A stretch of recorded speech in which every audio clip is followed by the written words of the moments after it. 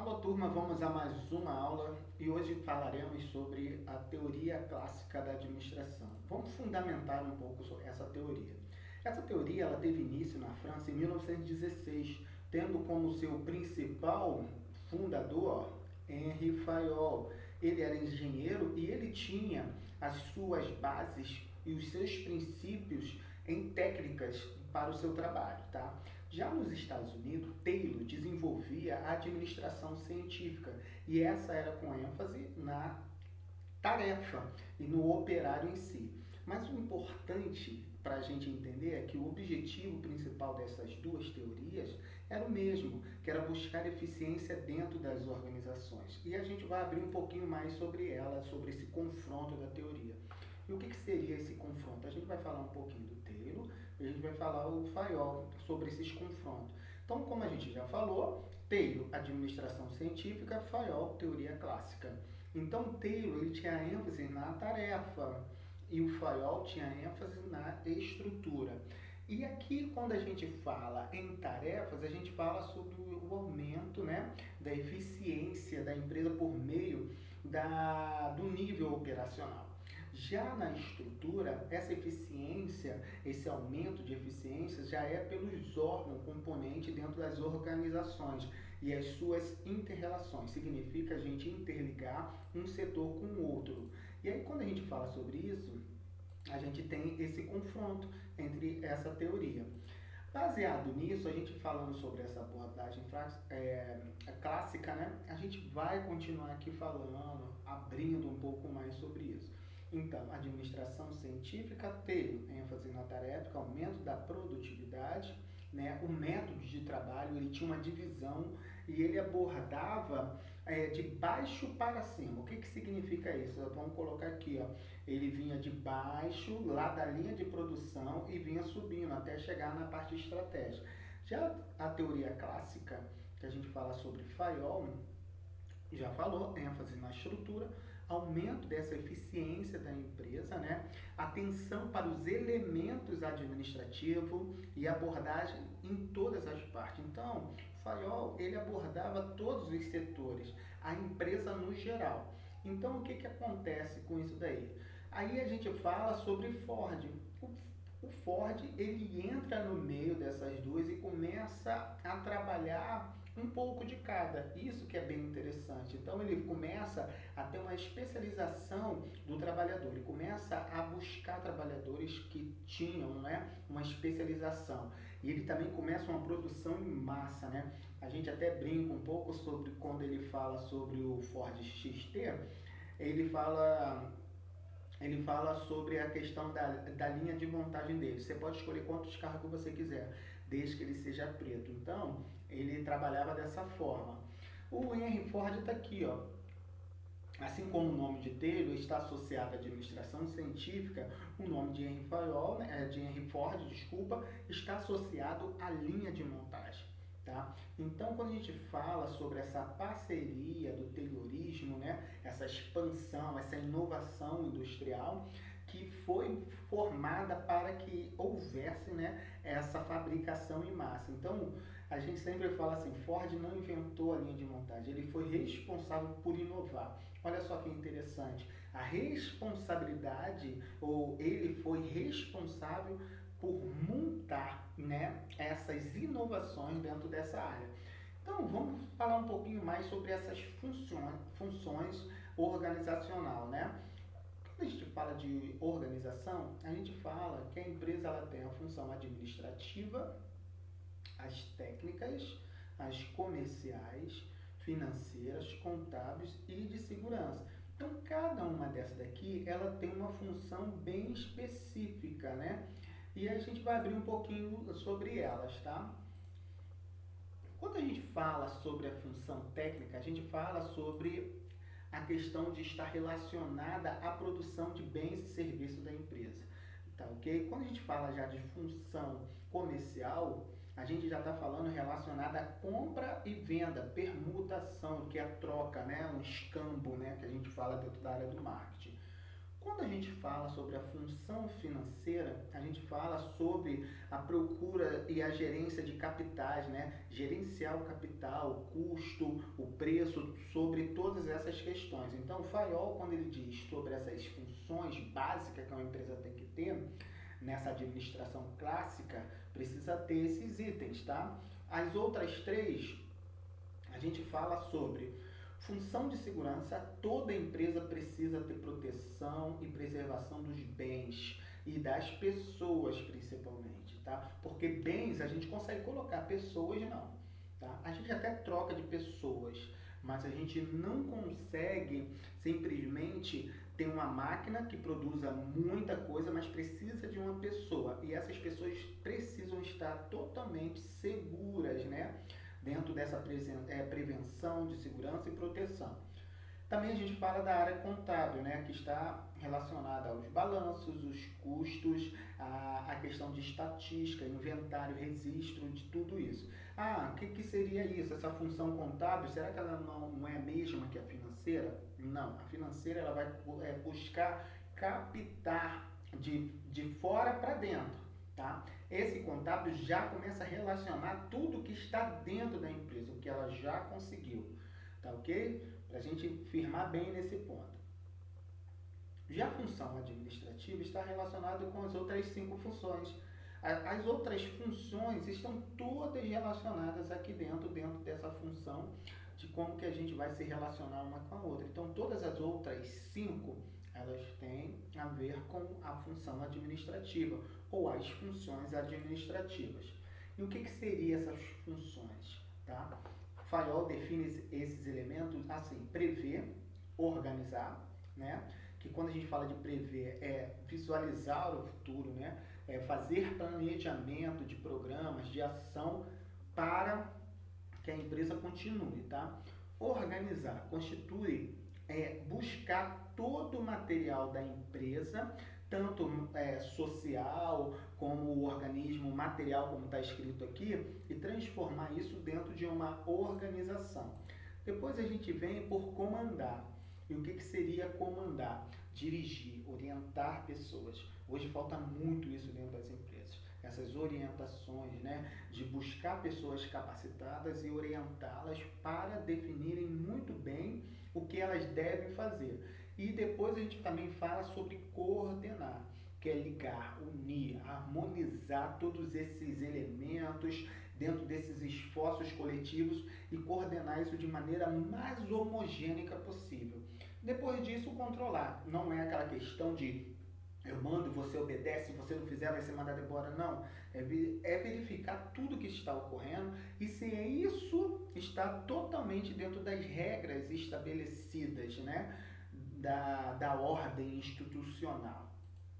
Depois a gente vai falar sobre os princípios gerais da administração. Então, é baseado em 14. A gente fala sobre a divisão de trabalho, que consiste na especialização das tarefas e das pessoas para um aumento dessa eficiência. A gente fala da autoridade e de responsabilidade, onde a gente fala do direito de dar ordem, do poder esperar a obediência, né? Então, essa responsabilidade ela tem que surgir com uma consequência natural da autoridade, que significa de prestar conta. E todas elas, né, essas duas, autoridade e responsabilidade, elas precisam estar equilibradas entre si. Uma outra coisa é ter disciplina. Independente da questão que eu exerça, de cultural ou não, eu preciso ter uma disciplina. E depende, né, da minha obediência, da aplicação que eu coloco, do meu comportamento, do respeito às normas. Se eu tenho que chegar cedo na empresa, disciplinas, 8, 9, isso é disciplina. Sair às 17 horas, isso é disciplina. Então, eu tenho que ter esse comportamento e respeito a todas essas normas estabelecidas.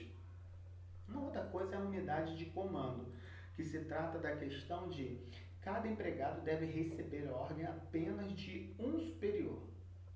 E não é isso que acontece. Tá? A gente recebe ordem de todos os lados. Mas olha só como a administração ela é bem interessante. É de um superior. A unidade de direção é uma cabeça, um plano para cada conjunto de atividades que tem o mesmo objetivo. Então, quando a gente pensa uma cabeça, uma direção sobre um determinado plano, A gente está falando de uma atividade, por exemplo, financeira. Ela, dentro da parte financeira, você tem os recursos que você recebe, onde que você vai empregar os valores, o que deve ser feito ou não. Então, isso tem que estar tudo dentro de uma atividade que tenha o mesmo objetivo. Você não pode simplesmente pegar esse conjunto e dividir, né? Quando se tem a mesma cabeça, o mesmo plano, uma mesma atividade, dividir isso em 10, 15 pessoas. Não, é um objetivo, tá? Para que tenha uma unidade de direção, que você possa caminhar na mesma direção. Depois a gente fala um pouco sobre a questão da subordinação dos interesses individuais e interesses gerais. Então, o que seria isso? Os meus interesses gerais devem sobrepor-se aos interesses particulares. Eu não posso simplesmente pegar e ter um interesse particular e achar que esse interesse particular é um interesse que vai sobrepor a minha particularidade. Então, eu preciso ter esse conhecimento, ter esse tipo de ação, de ser subordinado, de ter o meu interesse geral, e não esquecendo do particular, tá? Mas sim, que esse meu particular não sobreponha os meus interesses gerais, tá ok? A outra coisa é remuneração do pessoal. Então, deve-se haver uma equidade, né? Um equilíbrio para garantir uma determinada satisfação dos empregados para a organização. Então, isso é muito importante, saber centralizar essa questão de equilíbrio entre os setores, porque senão fica uma disparidade muito grande. Um funcionário ganha 10 mil reais e o outro ganha 900 reais ou 1.050, ganha 1.500. É uma disparidade muito grande. Então, o interessante é que tem ali essa remuneração de pessoal, até um escalonamento sobre a questão de desenvolvimento de função. Você pode trabalhar com cargos e salários. Isso é bem interessante, tá ok? Uma outra coisa, a gente fala de centralização. Refere-se à concentração, né, da autoridade no topo da hierarquia. Então, essa centralização ela é muito importante porque você precisa ter um comando geral, onde essa pessoa consiga, ou pode ser também a questão de acionista, né, que possam pegar e ter essa concentração que vai disseminar uma autoridade de cima para baixo, que as pessoas entendam sobre essa questão. Cadeia para escalar. É a linha de autoridade que vai de escalão mais alto para o mais baixo. Ela, às vezes, até se confunde um pouco sobre essa descentralização também. Só que uma fica lá em cima no topo e a gente precisa enxergar. A cadeia escalar, ela fica dentro da linha de autoridade que vem descendo determinado escalão. Eu sei quem é um chefe geral, eu sei quem é um chefe do financeiro, do marketing, eu sei quem é o chefe do contábil, eu sei quem é do operacional, quem é o chefe que vai reger tudo isso. Então, isso é muito importante também saber sobre essa escala, tá? Uma outra coisa é falar sobre ordem. Como diz aqui, um lugar para cada coisa e cada coisa em seu lugar. Eu preciso ter uma ordenância, eu preciso ser uma pessoa que mantenha uma ordem no meu trabalho, tanto de material como humano, saber onde é o meu posicionamento, tá? Uma outra questão é a equidade, é reconhecer o direito de cada um. O que significa essa ambiguidade, essa justiça para alcançar a lealdade do pessoal? É tudo igual, né? É buscar essa equidade para que as pessoas não se sintam injustiçadas, achar que você trata melhor um e trata melhor o outro. Não é isso, não. É tudo trabalhando com justiça, os mesmos direitos para cada, né? Então, é muito importante isso. Uma outra coisa é a estabilidade do pessoal.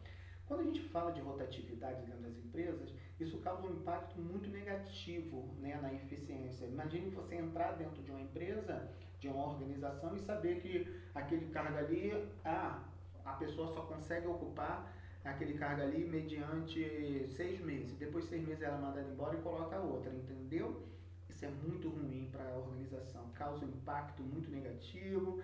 Então, é muito importante que quanto mais tempo a pessoa fica dentro de um cargo, é melhor, tá? Essa troca, ela tem que haver sim, caso a pessoa não tiver fazendo o seu trabalho corretamente. Mas se a pessoa está fazendo, isso traz uma segurança muito boa para a empresa. Uma outra questão, iniciativa. Todos nós precisamos ter essa capacidade de visualizar um determinado plano, a missão, visão e valores da empresa, é assegurar, né, que eu tenha sucesso e iniciativa de enxergar o que a empresa propõe e que eu estou ali para fazer o que ela propõe, não o que eu quero. Então é muito importante entender que essa capacidade de ver um plano e assegurar pessoalmente que o sucesso desse plano, né, depende de mim, da minha iniciativa. E essa iniciativa, automaticamente, ela gera o espírito em equipe, que é muito importante buscar isso, que é essa harmonia entre as pessoas. Isso é uma força dentro da organização. Quando você entra dentro de uma empresa, ou dentro de um local, dentro de uma administração, e você vê todo mundo dividido, aquele monte de motim, cuidado, é bom trabalhar em espírito de equipe, tá? Tentando sempre buscar a melhor forma de como se deve trabalhar e como se deve agir em determinadas situações. Então hoje foi essa aula sobre administração clássica, bem rápida, só para a gente entender, para que o vídeo não fique muito longo, tá? E até uma próxima aula. Um grande abraço a todos.